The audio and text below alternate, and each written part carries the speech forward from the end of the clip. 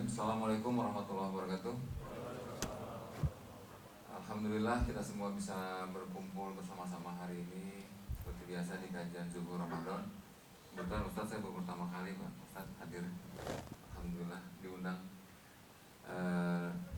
Mudah-mudahan setelah ini dapat waktu dan keluangan untuk bisa hadir setiap hari. Amin ya rabbal alamin.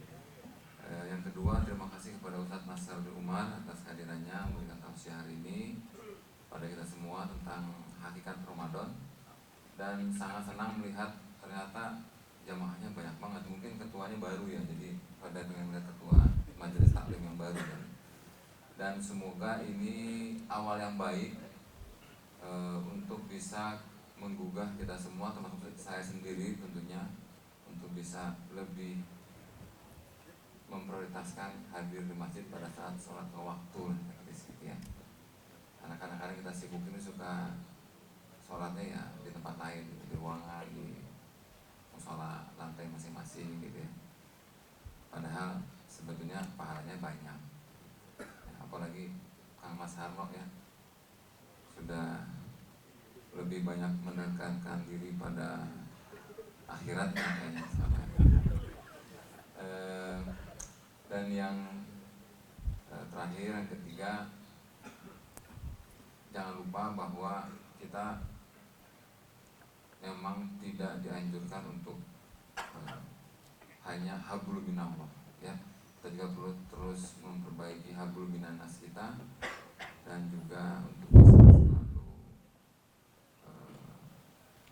menjaga keseimbangan antara kapan kita harus spend waktu di masjid dan kapan kita harus bertebaran di muka bumi untuk mencari rezeki-rezeki Allah gitu ya. Dan semoga ilmu nanti yang kita dengarkan dari Ustadz ini bisa membuat kita lebih paham lagi bagaimana kita menjalani hidup ini dan bisa bermanfaat bagi sebanyak-banyak umat serta membawa barokah bagi perusahaan kita, bangsa kita, keluarga kita, dan diri kita pribadi. Sekian dari saya. Wabillahi taufiq wal hidayah. Wassalamualaikum warahmatullahi wabarakatuh. Waalaikumsalam.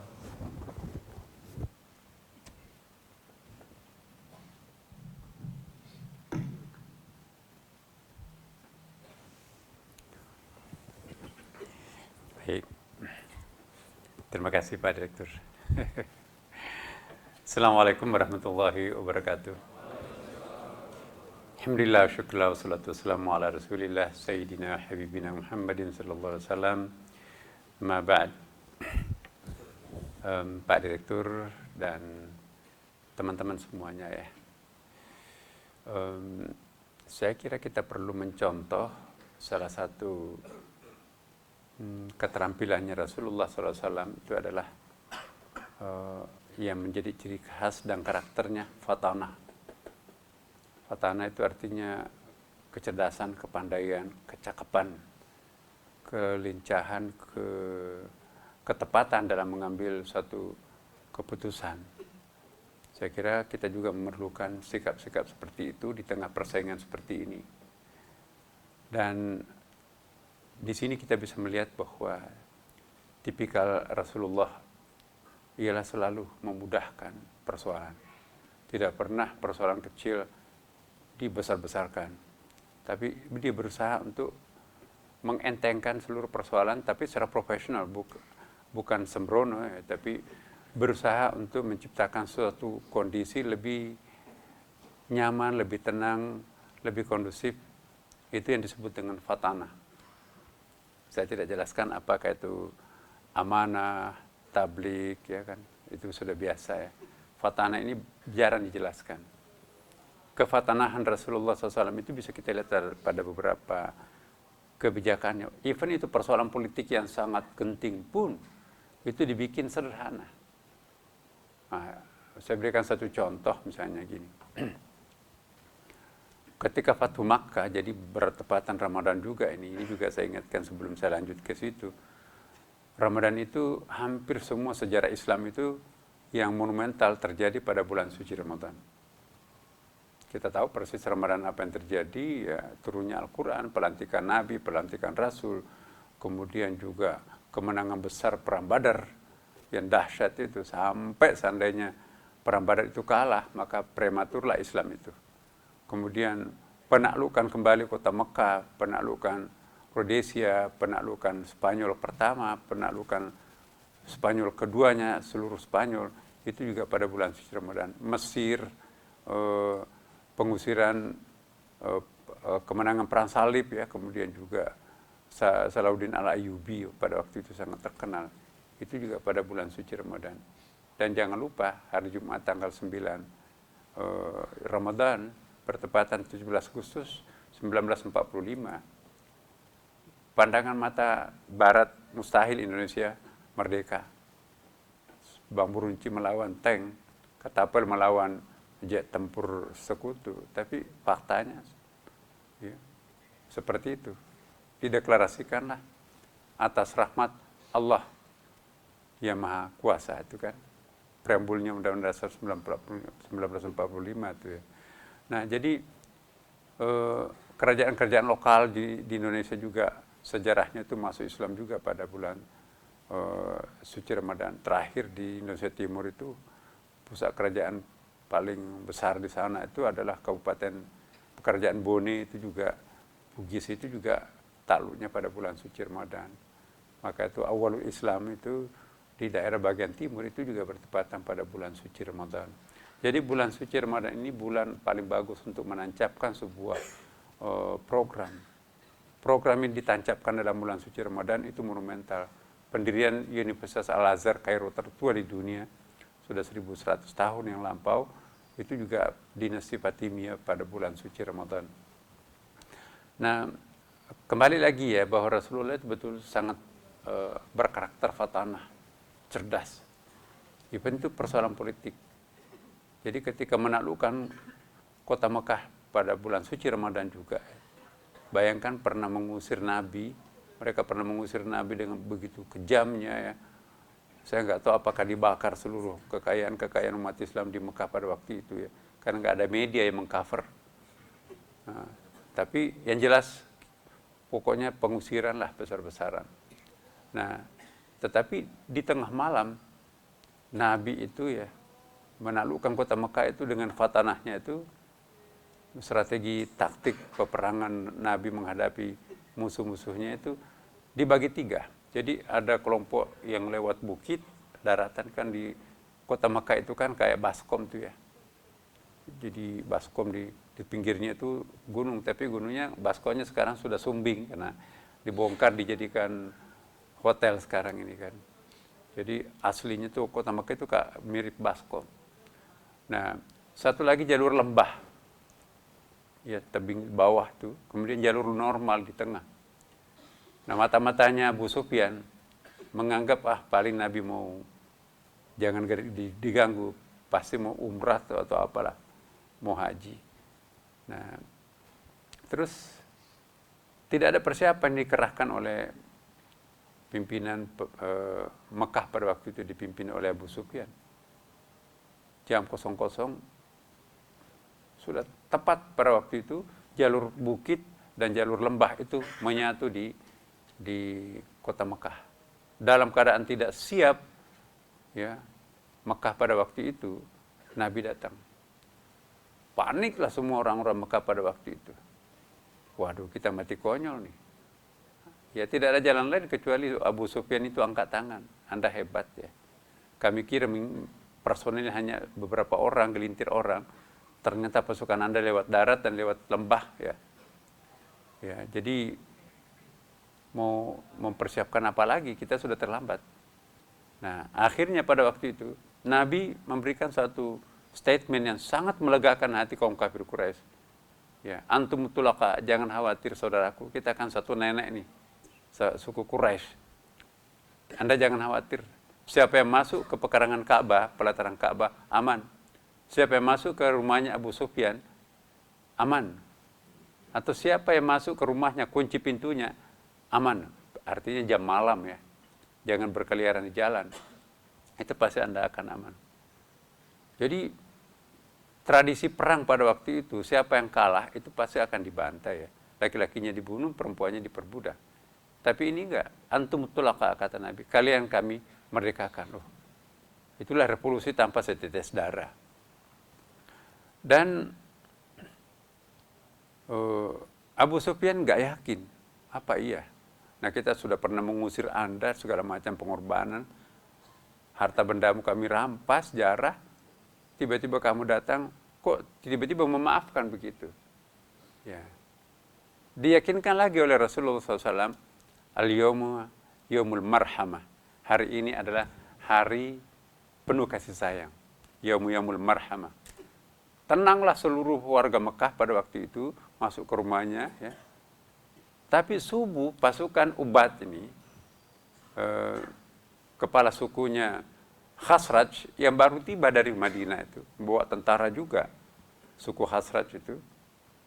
Begitu menyaksikan keadaan bahwa ini Mekah kalah total, teriak tuh dengan benderanya yang berkibar itu, pokoknya al-yawmu yawmul malhamah.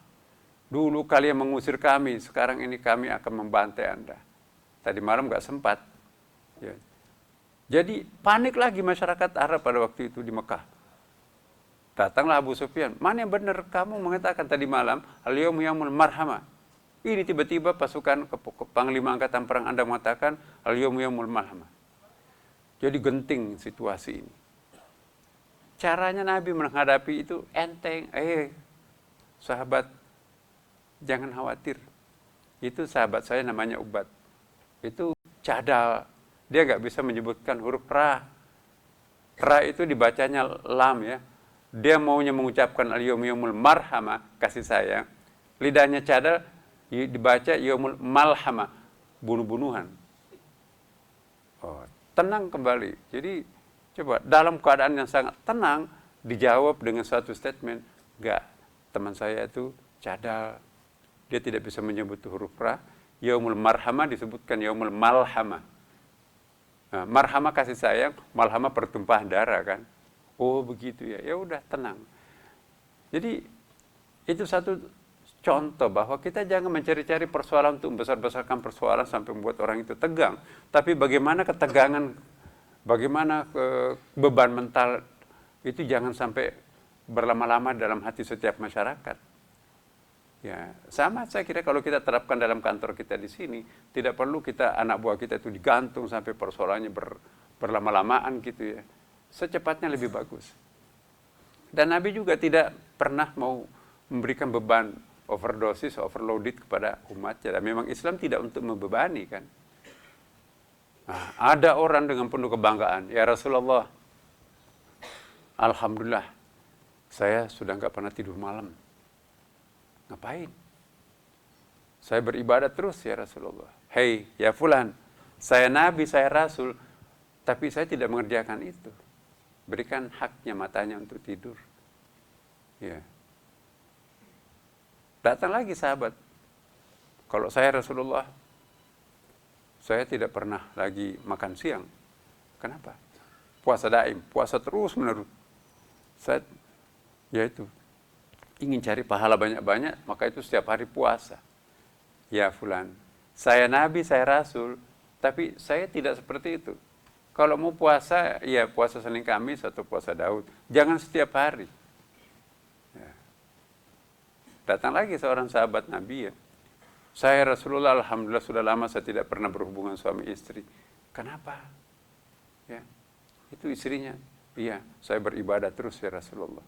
Jadi seolah-olah kalau mendekati perempuan itu dosa. Kalau pastor itu kan menjauhi perempuan. Biksu segala macam kan gak kawin. Jadi seolah-olah perempuan itu apa ya, najis lah gitu ya. Nah, Nabi naik, saya Nabi, saya Rasul, tapi saya tidak menjauhi perempuan. Saya berikan hak diri saya dan hak untuk istri saya. Dan saya punya anak. Nah, jadi artinya apa? Kita beragama itu jangan sampai memaksakan diri untuk sesuatu yang sangat overloaded. Ada ayatnya kan, la tughlu fi dinikum. Jangan berlebih-lebihan dalam beragama. Jadi berlebih-lebihan pun juga tidak bagus. Terlalu baik. Inna dina indallah al-Islam itu kan. Tidak dikatakan inna dina indallah al-istislam. Dalam ilmu saraf itu ada thulathi, rubai, humasi, dan ada sudasi. Nah, jadi semakin tinggi kata jadian itu, semakin banyak kata jadiannya membentuk satu kosakata, itu semakin intensitasnya muncul di situ. Ada stressing point-nya di situ. Maka itu Al-Quran memberikan nama agama yang dibawa oleh Nabi Muhammad SAW, agama Islam. Islam itu masdar dari rubai. Aslama, masdarnya Islamun. Maka itu disebutkan inna dina indallah al-Islam. Agama di sisi Tuhan itu adalah al-Islam. Bukan as-salam yang hanya kata jadian 3, itu sangat standar, hanya ada nilai tanpa norma. Padahal Islam itu kan punya norma, punya sanksi. Dan Allah juga tidak mengatakan inna dina indallah al-istislam. Itu sangat perfect, nggak boleh ada cacatnya sedikit pun. Itu dalam ilmu bahasa Arab, istislam itu pasrah tunduk tapi nggak ada cacatnya sedikit pun. Kita bukan malaikat. Allah tahu kita itu mahlul khata' wa nisyan, tempatnya pada kekeliruan, lupa dan seterusnya kan. Maka itu agama yang dibebankan kepada kita itu standarnya adalah menengah.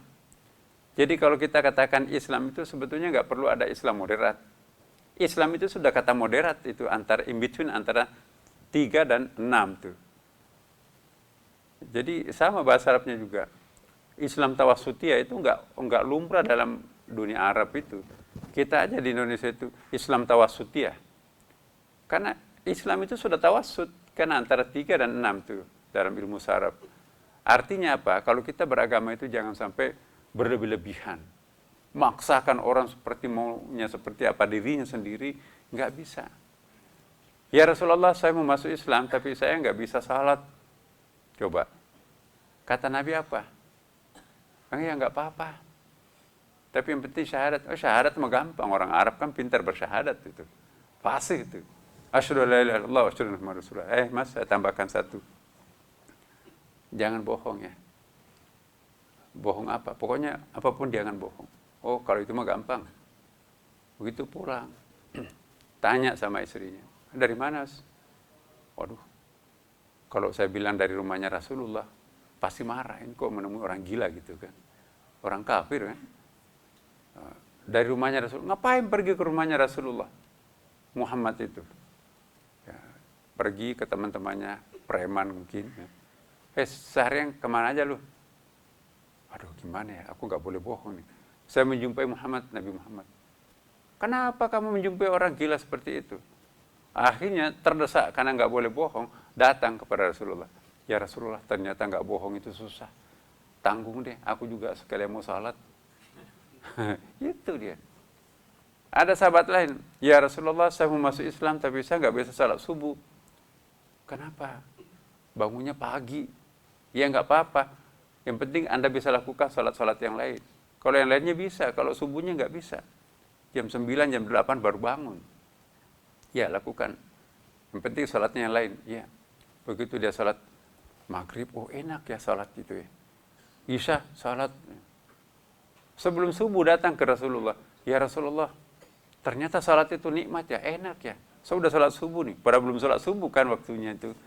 Nah itu, Nabi itu seperti itu. Jangan, coba kalau kita yang ditanya, saya mau masuk Islam tapi saya nggak bisa salat. Tahu nggak, as-salati marudin, salat itu tiang agama, kalau nggak mau salat nggak usah, Anda bukan Islam. Jadi ini satu contoh fatanahnya Rasulullah, kecerdasan Rasulullah itu. Dan orang yang fatanah itu tidak suka menyinggung perasaan orang. Tidak pernah menyedot energi positif orang lain.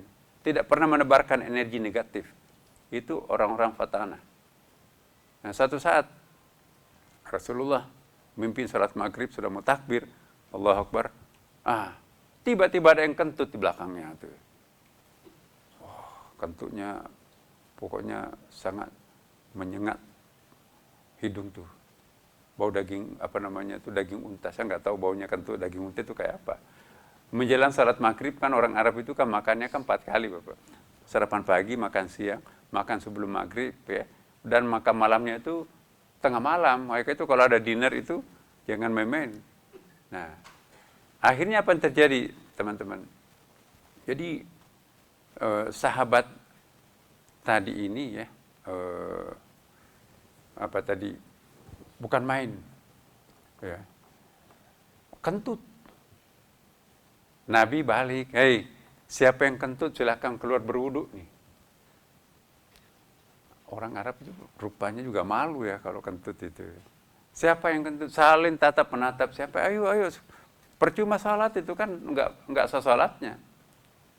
Berkali-kali Rasulullah, siapa yang kentut silakan berwudu, ayo, ayo. Maghrib kan waktunya sebentar kan. Nah, enggak ada yang mau keluar. Akhirnya Nabi merubah redaksinya. Ayo, siapa yang makan daging unta silahkan keluar berwudu. Wah, rame-rame yang datang ke undangan tadi itu kan. Rame-rame keluar berwudu. Sebetulnya Nabi tahu siapa yang kentut. Temannya malaikat kan, dia bisa menunjukkan itu. Tapi nggak bagus mempermalukan satu orang di depan orang banyak. Itu akhlak yang tidak terpuji.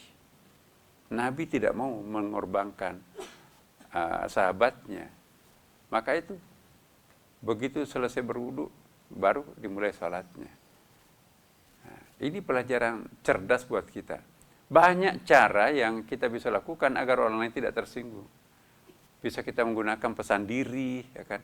Oh, kalau saya itu begini nih. Jangan nunjuk kamu nggak suka.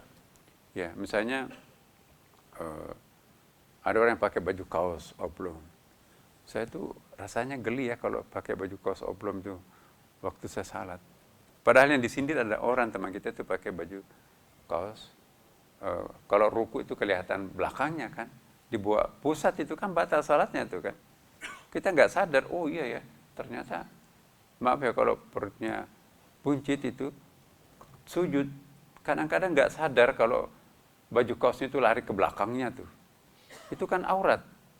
Itu kelihatan aurat itu batal salat ya kan. Tapi kita jangan menunjuk, kamu tadi salatnya nggak sah tuh. Tapi pesannya kalau saya tuh begini nih. Jadi anak kita pun juga perlu diajari. Ya, Papa dulu nak ya kalau ada tamu tidak suka jalan-jalan di depan, kan nanti takutnya tamunya itu tersinggung. Kalau anaknya tahu rasa, oh iya berarti aku nggak bagus. Menunjuk batang hidup, kamu jangan jalan-jalan di depan anak, di depan orang lain, nggak bagus. Itu kata-kata jangan, kalau terlalu banyak mengumbar kata jangan terhadap anak, itu yang muncul ada instruction. Jadi anak itu nanti akan underconfident. Rasa kepercayaan dirinya kurang. Jadi yang kita harus pompakan kepada anak kita itu semangat optimisme. Karyawan kita itu semangat optimisme. Pimpinan yang suka ngata-ngatain stafnya sampai berjiwa kerdil, itu tidak produktif tuh ya. Nah ini kita coba lihat Rasulullah. Gak pernah mengecewakan sahabatnya. 500 orang pada waktu sahabatnya, pada waktu Nabi hidup, kurang lebih 500 sahabatnya. Semua orang itu mengatakan aku yang paling dicintai Nabi. Tidak gampang loh. Kalangan anak-anak mengatakan aku yang paling dicintai Nabi. Setiap kali lewat, Nabi itu tidak pernah melewatkan anak tanpa dibelai-belai rambutnya itu kan. Diusap-usap kepalanya. Oh, jadi kalau Nabi mau lewat, dijulur-julurkan tangannya tuh. Oh, aku dong dipegang tangannya oleh Nabi, dipegang kepalanya oleh Nabi. Tapi kakek nenek pun juga para pensiunan tua. Kalau pensiunan muda masih belum ya. Ada pensiunan tua itu sudah 10 tahun pensiun. Didatangi juga. Assalamualaikum Nek. Rasulullah apa kabar? Nak tolong didoakan ya. Aku masuk surga. Nenek nggak bisa masuk surga. Kenapa? Nenek kan ompong keriput. Nangis sang nenek itu. Waduh gimana dong? Aku kan selalu salat, aku selalu puasa. Masa aku nggak bisa masuk surga? Nangis sang nenek. Nenek jangan nangis. Ya, penghuni surga itu memang nggak ada orang ompongnya, nggak ada orang keriputnya. Nenek nanti akan masuk surga itu usia 17 kira-kira seperti itu. Ketawa lagi sang nenek itu dengan barusan nangis itu. Jadi Nabi itu pintar menghibur orang. Nah. Jadi Nabi itu cerdas, itu namanya fatana. Hampir setiap hari orang tegang pedang. Bayangkan pergi sholat itu kan bawa pedang tuh. Ya, kenapa musuh kadang-kadang menyerbu tidak disengaja kan? Dalam situasi tegang seperti ini itu perlu hiburan. Maka itu Nabi juga, ini juga kecerdasan. Sering memanggil artis untuk bernyanyi atau memainkan musik di masjid. Nah, kalau kita di Indonesia bawa grup band masuk ke masjid, heboh itu. Padahal itu riwayat Sahih Bukhari Muslim loh, hadis sahih. Nah, jadi Nabi mungkin ya melihat ini kok masyarakat ini tegang, sesekali harus dihibur lah. Takut, ya, cemas. Kenapa? Musuh seringkali datang kan. Nah, dalam keadaan tenang seperti itu, Nabi mengundang seniman, bersyair, bernyanyi. Bahkan seniman Habasyah, dalam hadis Bukhari Muslim itu, diundang, bawa alat-alatnya. Nabi menjamu makanan, minuman. Ya. Bahkan juga Nabi, jangan dibayangkan Rasulullah itu serbannya besar. Ya, jenggotnya, pokoknya, apa ya, kayak sering kita lihat itulah. Nabi itu juga romantis loh. Aisyah menyaksikan seniman itu datang ya di dalam masjid di belakangnya. Jadi serbannya Nabi itu karena istrinya kan yang paling suka dengan seni itu Aisyah. Nah, tiba-tiba serbannya itu ditutupin matanya nih. Itu romantis loh. Kira-kira jawaban seorang istri yang masih muda kan, Aisyah itu dikawin 6 tahun, digauli 9 tahun, janda 17 tahun. Nah, tiba-tiba dililitkan serbannya di matanya, sedang asik menyaksikan kan. Aduh, abang gitu. Jadi romantis, di depan umum digituin istrinya. Nah, jadi jangan bayangkan figur Rasulullah itu figur yang sangat super berwibawa. Dan nggak mau pengawalnya macam-macam tuh. Dia nggak, sangat sederhana. Setiap kali habis tidur kelihatan bekas tikarnya di sini. Dia kepala negara loh.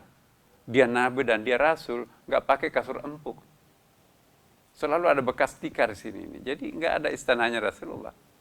Makan malam sebiji kurma, kepala negara. Kalau Nabi mau kaya, luar biasa kayanya kan.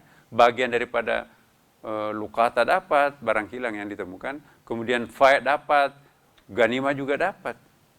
Nah, tapi kok nggak ada. Semua bagian Rasulullah di-offer kembali ke masyarakat lain yang lebih membutuhkan. Nah, jadi fatana itu perlu dalam kehidupan ini. Bagaimana secerdas mungkin kita bisa menyelesaikan persoalan tanpa menimbulkan persoalan baru, itu fatana. Ya. Dan banyak sekali kasus-kasus seperti ini. Contoh, terakhir ya, karena kita sampai jam 1. Perjanjian Hudaybiyah. Nah, hatta uktub sini, tulis perjanjian ini. Uktub bismillahirrahmanirrahim, pendahuluan perjanjian antara gencatan senjata kaum kafir Quraisy dan Islam Madinah kan dipimpin Nabi dan Quraisy itu dipimpin oleh Suhail. Apa yang terjadi Bapak Ibu? Ini menarik ini ceritanya. Terus tulis bismillahirrahmanirrahim. Biasa kan kalau kita menulis surat atau artikel itu bismillahirrahmanirrahim dulu. La taktub hakada, walakin uktub bismikallah. Jangan tulis bismillahirrahmanirrahim tapi tulis bismikallah. Saya tidak tahu apa itu ar-rahmanirrahim. Nabi minta, coba coret itu bismillah itu ganti bismillah. Umar marah. Ini prinsip ya Rasulullah. Enggak, bukan prinsip. Enggak apa-apa, ikutin aja. Batang tubuh perjanjian itu, kalau orang Islam Madinah ditangkap di Mekah, tangkap. Jangan dilepasin di situ. Tapi kalau orang kafir Quraisy ditangkap menyeberang ke perbatasan Madinah, segera lepaskan. Nabi setuju. Ini enggak adil ya Rasulullah. Ya terima aja. Karena Nabi kan enggak ditolak oleh sahabatnya. Tapi Umar itu berkerut keningnya tuh. Yang bikin sebel sahabat itu, penutup perjanjian itu, hadza ma qada alaihi Muhammad Rasulullah sallallahu alaihi wasallam ya, sebagaimana telah diputuskan oleh Muhammad Rasul Allah. Suhail, ketua delegasi kafir Quraisy, jangan tulis Muhammad Rasulullah tapi ganti Muhammad bin Abdullah. Berdiri Umar, no way, masa itu mau itu prinsip, itu pengingkaran terhadap Nabi kami sebagai Rasul. Pada kami yakin Nabi Muhammad itu adalah Rasulullah. Ya. Apa kata Nabi? Udah, coret aja Rasulullah, ganti Muhammad bin Abdullah. Enggak ada sahabat yang mencoret. Utsman enggak mau, Ali enggak mau. Nabi yang mencoret. Itu hadis Bukhari Muslim. Jadi ini suatu dalil bahwa Nabi itu enggak, mungkin pada awalnya memang buta huruf, tapi belakangan enggak. Nabi mencoret Rasulullah kalau nggak bisa membaca, nggak bisa menulis, tentu salah coret, ganti Muhammad bin Abdullah. Ya, jadi ini sekaligus dalil ya bahwa masa orang super cerdas itu buta huruf. Bangga nggak kita dipimpin oleh buta huruf? Enggak. Siapa yang membuta hurufkan Nabi? Memang ada kata ummi. Ummi itu dalam bahasa Hebrew, bukan bahasa Arab. Artinya native. Native itu makna biqari, saya bukan pembaca kitab. Kan waktu itu memang kan belum pernah ada kitab suci turun di Mekah, di Arab. Kitab sucinya itu adanya di Yerusalem sana. Ada Taurat, Injil, Zabur. Di negeri Arab itu nggak pernah ada kitab suci. Yang ada hanya syair-syairnya sastra. Penyembah berhala kan nggak ada kitab sucinya. Nah, Nabi, mana biqari, saya bukan bangsa pembaca kitab. Bukan berarti saya bukan orang yang tidak bisa menulis.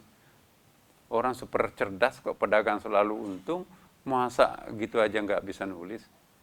Jadi maksudnya itu, saya bukan bangsa pembaca kitab. Alkitab itu konotasinya kitab suci. Ya. Jadi semantiknya kalau kata kitabun itu kitab suci, sekarang ini menjadi buku biasa kan. Kalau dulu yang namanya buku biasa itu bukan kitab, tapi itu khatton atau makhtutat, itu lembaran-lembaran tulisan ya. Nah, kata qara'ah waktu itu membaca kitab suci, bukan membaca koran. Jadi qara'ah itu membaca kitab suci, kitabun itu kitab suci. Kalau membaca yang bukan kitab suci, talayatlu, ya kan. Jadi setiap 100 tahun kosakata itu mengalami proses perubahan arti. Nah, waktu turunnya Al-Quran, qara'ah itu membaca kitab suci. Kitabun itu kitab suci. Nah, kita pahami dalam konteks sekarang ini, wah kalau begitu Nabi buta huruf. Enggak. Nah, itu juga ada alasan logikanya kan. Nabi Muhammad harus buta huruf supaya Al-Quran itu asli. Karena kapan Rasulullah bisa membaca, bisa menulis? Oh, itu karangannya Rasulullah itu. Tapi nggak mungkin Quran bisa dibikin oleh manusia. Itu kata Profesor Roger Berg itu. Mustahil Al-Quran itu buatan manusia. Karena nilai-nilai sastranya sangat tinggi. Dan komposisi Quran itu angka 19 ya. Saya pernah, dalam buku saya juga ada dulu, saya ingat tahun lalu pernah saya jelaskan di sini ini. Semua huruf-huruf Quran itu bisa dibagi habis dengan angka 19. Wa alaihati sa'ata asyar, dan di atasnya ada rumus 19. Sarjana matematik itu angka yang paling berat menjadi angka pembagi, kombinasi antara satu angka rendah dan angka paling tinggi 9, 19. Dan Quran itu menggunakan rumus 19. Ya, Iqra bismi rabbik 5 ayat itu 19 ayatnya kan. 19 kosakatanya. Surahnya 19. Dari bawah ke atas Qul a'udzu birabbin nas, anak tangga ke 19 Iqra. Dari atas ke bawah amma yatasaalun turun 19. Jumlah surah Quran itu 114 dibagi 19. Ya. Kemudian juga alif lam mim yasin ain sin qaf kaf ya in sad fawatihus suwar seperti itu angka mengontrol ke originalitasnya Al-Qur'an. Kapan Al-Qur'an tidak bisa dibagi habis 19 huruf-hurufnya yang 24 itu, maka itu Quran palsu. Mustahil Al-Qur'an itu buatan manusia. Ya. Bismillahirrahmanirrahim jumlahnya 114. Maka itu kalau ada orang yang mengeluarkan basmalah dari surah Al-Fatihah itu merusak Al-Quran. Karena jumlah ismu dalam Quran 19. Jumlah Allah itu 2000 sekian dalam buku saya ada itu. Dibagi 19. Ar-Rahman 57 kali dibagi 19 sama dengan 3. Ar-Rahim 114 dibagi 19 sama dengan 6. Nah, kalau menggugurkan basmalah pada surah Al-Fatihah, rusak total rumus Al-Quran 19 itu. Padahal Al-Quran mengatakan walaihati sa'atasyar. Maka itu Quran Saudi Arabia itu pun juga sudah masuk 1. Cuma nggak dibaca aja. Nah, jadi inilah teman-teman mukjizatnya Al-Quran. Terakhir saya ingin mengatakan kepada kita semuanya ya, mari kita mencontoh pribadi Nabi. Fatanahnya Rasulullah itu menyelesaikan persoalan tanpa menimbulkan persoalan baru dan menyederhanakan persoalan yang tadinya berat menjadi sangat enteng dan memberikan energi positif kepada seluruhnya. Tidak pernah ada orang yang pernah tersinggung. Mari kita mencontoh ini. Tidak gampang, tapi itu bisa kita lakukan. Inilah fungsinya Ramadan bagaimana memberikan yang terbaik diri kita kepada orang lain, ya kan? Demikian, Assalamualaikum warahmatullahi wabarakatuh. Kita doa dulu ya, Bapak Ibu sekalian. Diminta tadi berdoa kan. Ya, mari kita doakan kedua orang tua kita baik yang masih hidup, apalagi yang sudah wafat ya. Mungkin yang sudah wafat tidak sempat menziarahi makamnya. Detik inilah kita bayangkan wajahnya orang tua yang tercinta kita itu ya. Dan guru-guru kita yang pernah berjasa juga, siapapun yang pernah berjasa, kita doakan mereka ya, itu akan menjadi parcel ya, bingkisan yang sangat menghibur di alamnya di sana. Ala hadhihi al-Fatihah. A'udzubillahi minasyaitonir rajim. Bismillahirrahmanirrahim. Alhamdulillahirabbil alamin arrahmanirrahim maliki yaumiddin. Iyyaka na'budu wa iyyaka nasta'in. Ihdinas siratal mustaqim, siratal ladzina an'amta 'alaihim ghairil maghdubi 'alaihim waladdallin. Amin amin ya Allah. Allahumma inna nasta'inuka wa nastaghfiruka wa nastaghfiruka wa natubu ilaik wa nu'minu bika wa natawakkal alaik wa nuthni alaikal khaira kullahu wa nashkuruka wa la nakfur. Allahumma iyyaka na'budu wa laka nusalli wa nasjudu wa nastaghfiruka. Narju rahmataka wa nasyhadu inna dzabaka jidda bil kufari. Allahumma inna nas'aluka salamatan fid din wa afiyatan fil jasad wa ziyadatan fil ilm wa barakatan fil rizq wa taubatan qabla al maut wa rahmatan 'inda al maut wa maghfiratan ba'da al maut. Allahumma hawwin 'alaina fi sakaratil maut wa najatil minan nar wa lafin dal. Rabbana la tuzigh qulubana ba'da idh hadaytana wa hab lana min ladunka rahmatan innaka antal wahhab. Rabbirhamhuma kama rabbawna shighara. Rabbana atina fid dunya hasanah wa fil akhirati hasanah wa qina adzabannar. Walhamdulillahirabbil alamin. Assalamualaikum warahmatullahi wabarakatuh.